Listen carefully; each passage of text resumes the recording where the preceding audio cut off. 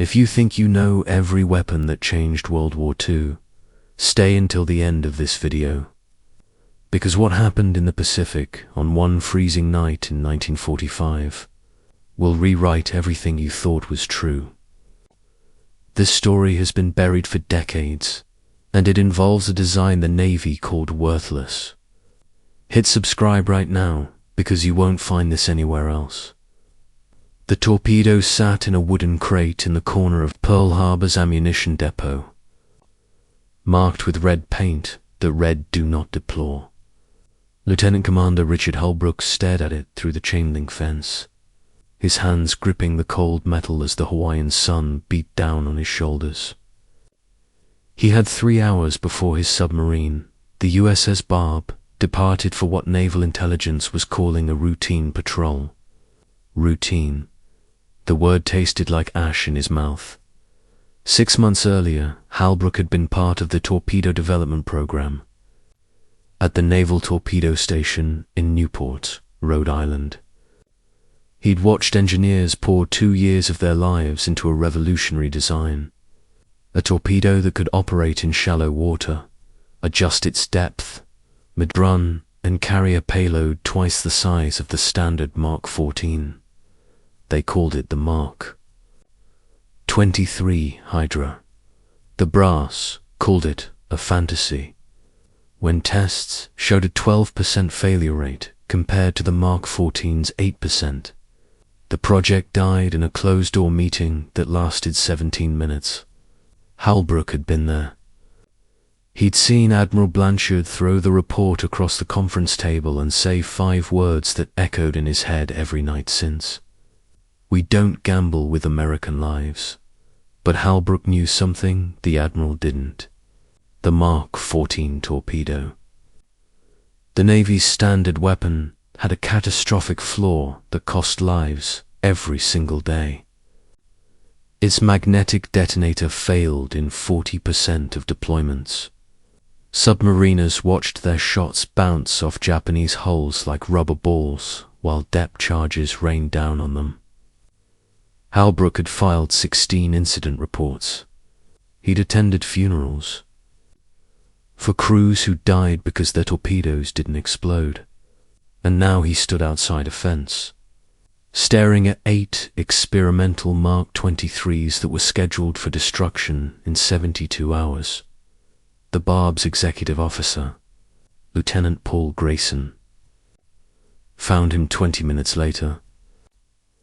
Grayson was 31, from Pensacola, and had survived 3 depth charge attacks that left him with a permanent tremor in his left hand. He didn't say anything at first, just stood next to Halbrook and looked at the crate. "You're thinking?" "About it," Grayson said. "I'm thinking about a lot of things," Halbrook replied. "Those torpedoes are classified as defective. If we load them and something goes wrong, something already went wrong. Matthews is dead because a Mark 14 bounced off a destroyer at 600 yards. We put 4 shots into a cargo ship last. Munn and 2 didn't detonate. How many more crews have to die for a 12% failure rate that might not even be real?" Grayson's jaw tightened. He'd served under Lieutenant Matthews. Good officer, better friend. Died when his submarine. It was detected after a failed torpedo attack. You know what they'll do to you if this backfires? Court-martial, dishonorable discharge, maybe prison. Halbrook turned away from the fence. But if I'm right, we save ships. We save crews. We might change how this war ends. And if you're wrong? Halbrook didn't answer that question. He didn't have to. 3 hours later, the USS Barb slipped beneath the surface of Pearl Harbor with 8 Mark 23 Hydra torpedoes in her tubes, weapons that officially didn't exist, loaded by a crew. Dad didn't ask questions. Halbrook stood in the conning tower as the depth gauge ticked down, watching the light from the surface fade into the dark blue pressure of the Pacific. He'd falsified the loading manifest. He'd forged Admiral Blanchard's signature. He'd committed, at least for violations of military law, and the mission hadn't even started. His hands were steady, but his mind raced with calculations he'd memorized from classified blueprints he wasn't supposed to have seen. The Mark 23 Hydra was built on a principle the Navy had rejected: adaptive depth control. Standard torpedoes ran at a preset depth, which meant they needed deep water to operate effectively. The Hydra used a gyroscopic stabilizer that allowed it to adjust its running depth in real time, even in water as shallow as 40 feet. It could chase targets into coastal zones where regular torpedoes would either beach themselves or run too deep to hit anything. The explosive payload was concentrated magnesium thermite, designed to burn through armor plating instead of relying on concussive force alone. In theory, one Hydra could do the damage of 3 Mark 14s. In theory, the Barb's patrol zone was a nightmare that submariners called the Devil's Highway, a stretch of water between Okinawa and the Philippines where Japanese convoys moved under heavy escort. Intelligence reported a major supply run scheduled for April 3, 1945. 6 cargo ships carrying ammunition and fuel, protected by 3 destroyers and a light cruiser. The USS Temps had tried to hit this convoy 2 months earlier. She was detected before she could fire and spent 8 hours dodging depth charges. She made it home with a cracked pressure hull and a crew that needed psychiatric evaluation. Halbrook wasn't planning to repeat the Tang's mistakes. On the morning of April 2nd, the Barb detected the convoy at 0 for 7 hours, 70 miles northeast of their position. Sonar picked up the distinctive acoustic signature of Fubuki-class destroyers: fast, aggressive, and equipped with the best anti-submarine technology Japan had. The convoy was moving at 14 knots in a defensive diamond formation with the cruiser, identified as the Abari-class Sōya, at the center. The Abari-class was a legend among submariners. Compact, heavily armed, and captained by officers who treated submarine hunting like an art form. The Sōya had personally sunk to American submarines in the past year. Grayson stood next to Halbrook in the conning tower, studying the sonar readout. They're moving into the shallows off Kagoshima. Water depth drops to 60 feet in 3 miles. We can't follow them there with conventional torpedoes. No, Halbrook said quietly. We can't. The implication hung in the air like smoke. This was the moment. Either the Mark 23 Hydra performed as designed, or Halbrook had just thrown away his career for nothing. He ordered the Barb to dive to 200 feet and shatter the convoy from a distance. They spent the next 6 hours tracking, waiting, calculating. Halbrook barely spoke. He ran attack scenarios in his head, factoring in the Hydra's untested speed, its theoretical turning radius, its completely unproven shallow water capability. The crew sensed something was different. You don't serve on a submarine without developing an instinct for danger, and every man on the Barb felt the weight of whatever decision their commander was making. At 16:23 hours, the convoy entered the shallows. Water depth 58 feet. The destroyers moved into a tighter formation. The cargo ships reduced speed. They were vulnerable here, but they knew it, which meant they were ready to respond to any threat with overwhelming force. Halbrook gave the order. Battle stations. Prepare tubes 1 through 4. Hydra torpedoes. The weapons officer, Ensign Marcus Chun, froze for half a second before repeating the order. He'd loaded those torpedoes himself. He knew what they were. The crew moved with practiced efficiency, but there was a tension in the air that hadn't been there before.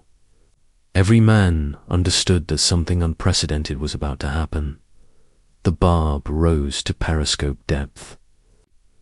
Halbrook scanned the convoy through the lens, his breathing steady despite the adrenaline flooding his system. The Sōya was there, cutting through the water like a blade.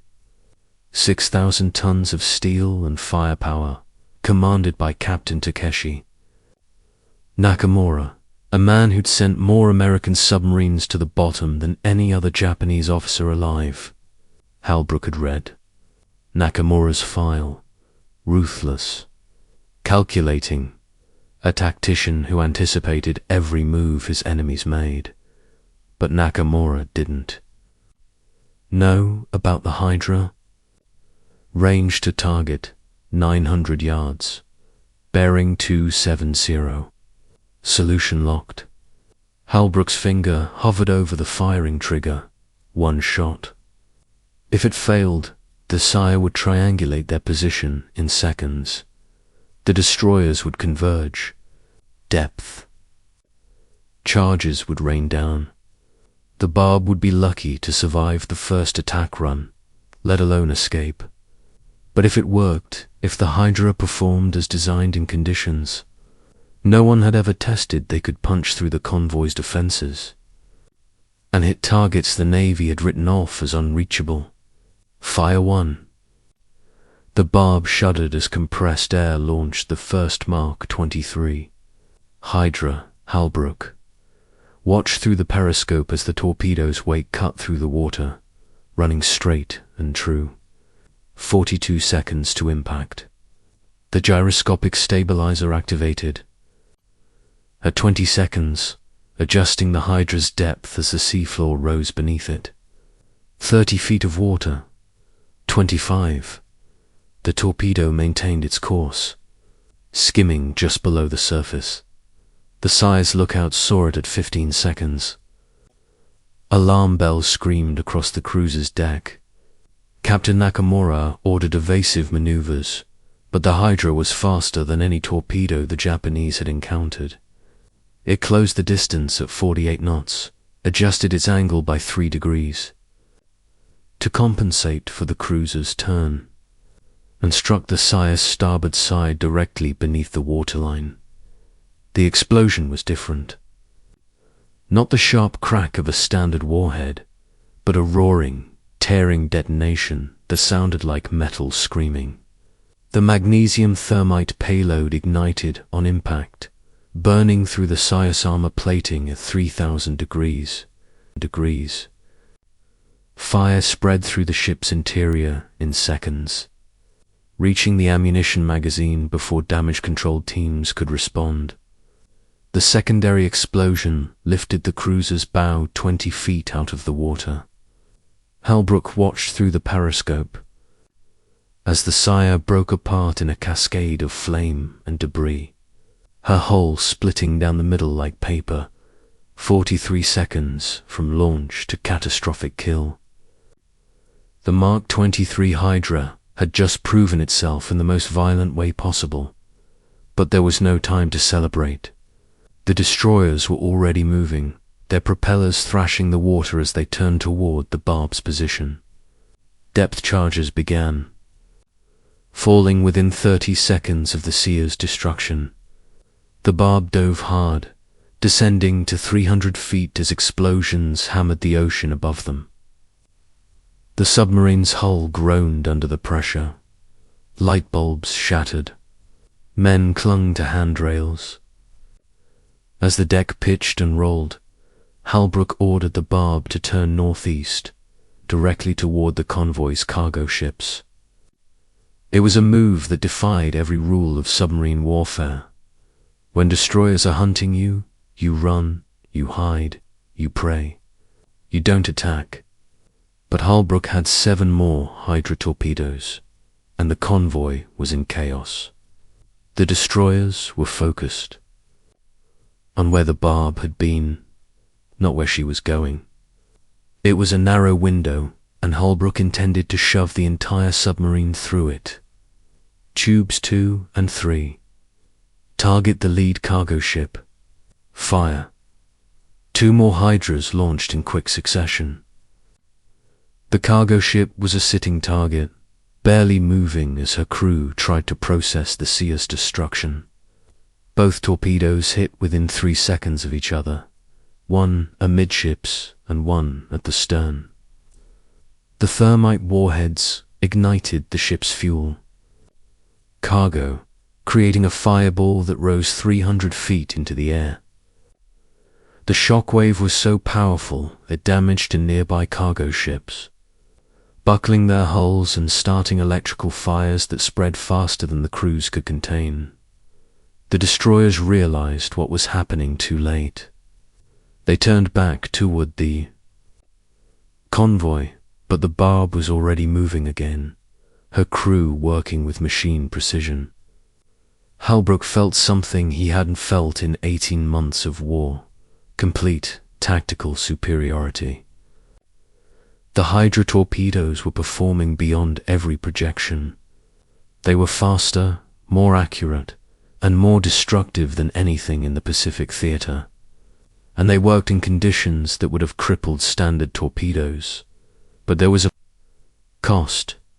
The 4th Hydra, fired at one of the destroyers, malfunctioned 30 seconds after launch. The gyroscopic stabilizer failed, sending the torpedo into a wild spiral before it detonated harmlessly against the ocean floor. 12% failure rate.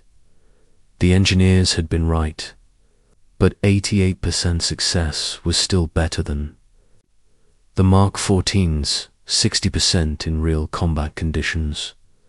And Halbrook wasn't done yet. The Barb surfaced at 1847 hours, 6 miles from the burning Convoy. The sun was setting, painting the smoke-filled sky in shades of orange and red. Halbrook stood on the conning tower, watching through binoculars as Japanese rescue boats tried to save survivors from the Sōya. 3 cargo ships were gone. A 4th was listing badly, taking on water. The 2 remaining destroyers were circling the area, searching for a submarine they couldn't find. Grayson climbed up next to him. "We should run.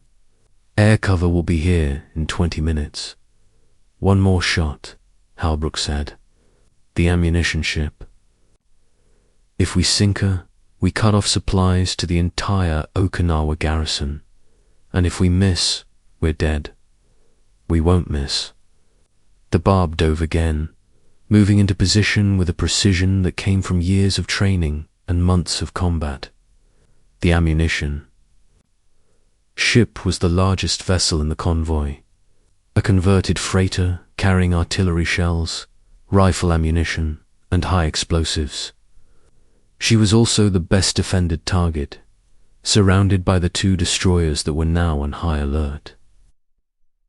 Getting a shot meant getting close. Closer than any submarine commander in his right mind would attempt. Halbrook took the Barb to within 400 yards before firing the remaining 4 Hydra torpedoes in a spread pattern. It was a desperate move. If even one of those torpedoes malfunctioned and gave away their position, the destroyers would obliterate them before they could dive deep enough to escape. But Halbrook was betting everything on the Hydra's performance. 4 torpedoes at 400 yards in shallow water. The Navy's conventional wisdom said it couldn't be done. Halbrook wasn't interested in conventional wisdom. 3 of the 4 torpedoes hit. The 4th missed by 15 feet, its warhead detonating against the seafloor and creating a geyser of water that rose higher than the ship's mast. But the 3 that connected turned the ammunition ship into a small sun. The explosions were so violent that the shockwave capsized one of the nearby destroyers, and the fireball was visible from Okinawa, 60 miles away. The Barb was slammed by the underwater pressure wave. every man aboard thrown to the deck as the submarine tumbled through the water like a toy. Control systems failed. The rudder jammed. For 20 seconds, the Barb was a coffin spiraling toward the ocean floor. But Halbrook's crew was the best in the Pacific. They fought for control, manually overriding jammed systems, forcing the submarine to level out at 400 feet. The hull held. The pressure seals held. And when the Barb finally stabilized, Halbrook pulled himself up to the periscope and looked at what they'd done. The convoy was gone. 6 cargo ships and a cruiser destroyed. 1 destroyer capsized, the other limping away with visible damage. In the span of 2 hours, the USS Barb had inflicted more damage on a Japanese convoy than any submarine attack in the entire Pacific campaign. And she'd done it with a weapon the Navy had called worthless. The Barb returned to Pearl Harbor on April 9th, 1945, flying a custom battle flag that showed 8 torpedo silhouettes, 1 for each Hydra fired. Halbrook expected to be arrested the moment they docked. Instead, he was met by Admiral Blanchard himself, standing on the pier with a file folder under his arm and an expression that could have etched steel. The Admiral didn't speak until they were alone in his office, the door closed and 2 MPs standing guard outside. Then he dropped the folder on his desk and said, "You violated 12 sections of military law. You forged my signature. You deployed experimental weapons without authorization. And you lied on every single report from the moment you left port. Yes, sir. Give me one reason why I shouldn't have you shot for treason." Halbrook met the Admiral's eyes without flinching. "Because I sank the Sōya, destroyed 6 cargo ships, and proved that the Mark 23 Hydra works exactly as designed, and because the real failure rate in combat conditions was 12.5%, which is better than the Mark 14's performance by 30 percentage points. The Admiral's expression didn't change. "You gambled with American lives." "No, sir, I saved them. Every cargo ship I sank was carrying ammunition meant to kill Marines on Okinawa. Every day the Japanese don't have those supplies is a day our boys come home alive. I broke the rules because the rules were wrong." The silence in that office was so heavy it felt like a physical weight. Admiral Blanchard stared at Halbrook for a full minute before opening the folder. Inside were deployment orders for 30 Mark 23 Hydra torpedoes, signed by Admiral Chester Nimitz himself. Production authorization for 300 more, and a commendation for the USS Barb's crew, citing extraordinary performance in combat conditions. "You're either the bravest officer I've ever met, or the most arrogant," Blanchard said quietly. "Probably both. The Navy is officially adopting the Hydra for shallow water operations. You'll be training submarine commanders on its use for the next 6 months. And if you ever forge my signature again, I'll make sure you spend the rest of your life in a cell so small you'll forget what sunlight looks like." Halbrook saluted. "Understood, sir." But Blanchard wasn't done. "One more thing. The Hydra's failure rate is still 12%. That's 1 in 8. You got lucky. If torpedo number 4 had failed during your attack run instead of on the retreat, you'd be at the bottom of the Pacific right now, and we'd be having a very different conversation. Don't mistake success for validation." "Yes, sir." Halbrook left that office with his career intact, and a new assignment that would change the trajectory of the Pacific War. But the Admiral's words stayed with him. Luck, the Hydra, had worked, but it had also failed once, at a moment that didn't. Cost lives. What if the timing had been different? What if the first torpedo, the one that hit the Sōya, had been the one to malfunction? The Barb would have been detected, attacked, and destroyed before she could fire a second shot. The Mark 23 Hydra went into mass production in May 1945. By August, 50 American submarines were equipped with the new torpedoes. They sank 47. Japanese vessels in 90 days, operating in coastal waters that had been off-limits to standard torpedoes. The Hydra's success rate in combat conditions stabilized at 87%. Not perfect, but significantly better than the weapons. It replaced. The Navy credited the Hydra program with shortening the Pacific campaign by 3 months and saving an estimated 12,000 American lives. Richard Halbrook trained 16 submarine crews on Hydra deployment tactics before the war ended. He never spoke publicly about the night he loaded 8 experimental torpedoes onto the USS Barb without authorization. The official record stated that the Hydra program was approved through normal channels, a sanitized version of events that erased Halbrook's insubordination from history. He accepted a promotion to commander, served another 8 years in the Navy, and retired to a small house in Connecticut where he built wooden model ships in his garage and never talked about the war. But the men who served with him on the Barb knew the truth. They knew that their commander had bet everything. His career, his freedom, their lives, and a weapon the Navy had declared worthless.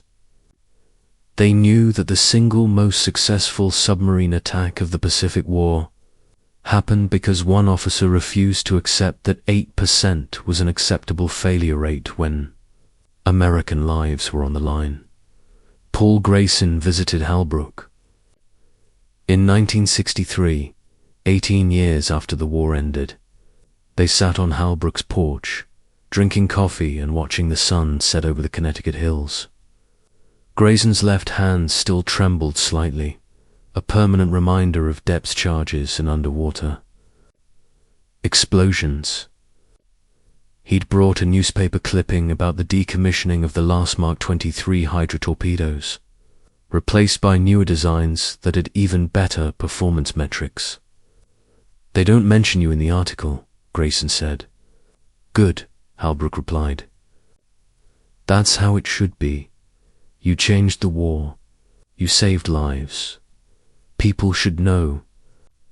People should know that weapons work when they're designed properly and deployed under the right conditions. The Hydra wasn't a miracle. It was engineering. The real story is that we almost lost a war because the Navy was more afraid of failure than they were committed to success." Grayson set down his coffee cup. "Do you regret it? The forged signatures, the violations, all of it?" Halbrook was quiet for a long time. "I regret that I had to do it. I regret that 12 men died on submarine crews because their torpedoes didn't work, and nobody with the authority to fix it was willing to try something different. But do I regret proving the Hydra could save lives? No. I'd do it again tomorrow, even knowing you could have been shot for it. Especially knowing that." The 2 men sat in silence as the sky turned from orange to purple to black. Somewhere in the darkness, the world was moving forward, building newer weapons, fighting different wars, making the same mistakes under different names. But for one night in April 1945, a submarine commander had looked at a weapon the Navy called worthless and decided that the only real failure was refusing to try. Richard Halbrook died in 1987 at the age of 73. His obituary mentioned his service in World War II, but didn't include details about the USS Barb or the Mark 23 Hydra. The Navy's official history of the Pacific campaign includes a footnote about the Hydra program's success, crediting rapid development and deployment of advanced torpedo technology without naming the officers involved. The submarine that changed a war became a paragraph in a textbook, and the commander who risked everything to prove it worked became a name on a memorial wall in Newport, Rhode Island. But the cargo ships he sank never reached Okinawa. The ammunition that would have killed American Marines stayed at the bottom of the Pacific, and every submarine crew that used a Mark 23 Hydra after April 3, 1945, operated with a weapon that worked because one man refused to accept the 88% success was too risky to try. The question isn't whether the Mark 23 Hydra was the best torpedo ever made. It wasn't. Newer designs surpassed it within 5 years. The question is how many other failed innovations were abandoned, not because they didn't work, but because the people in charge were more afraid of being wrong than they were committed to being right. How many wars were prolonged because breakthrough weapons sat in storage, marked "Do not deploy," while soldiers died with inferior equipment? How many Richard Halbrooks looked at a solution and walked away because the risk to their careers outweighed the potential to save lives? The Mark 23 Hydra proved that a 12% failure rate was acceptable when the alternative was a 40% failure rate that nobody wanted to acknowledge. It proved that shallow water combat was possible when everyone insisted it wasn't. And it proved that sometimes the greatest act of courage isn't charging into battle. It's looking at a system that's failing and having the guts to break the rules to fix it. The 8 torpedoes that changed a war are gone now, decommissioned and scrapped decades ago. But the lesson remains. Innovation doesn't die because it fails. It dies because the people who control it are too afraid to let it succeed.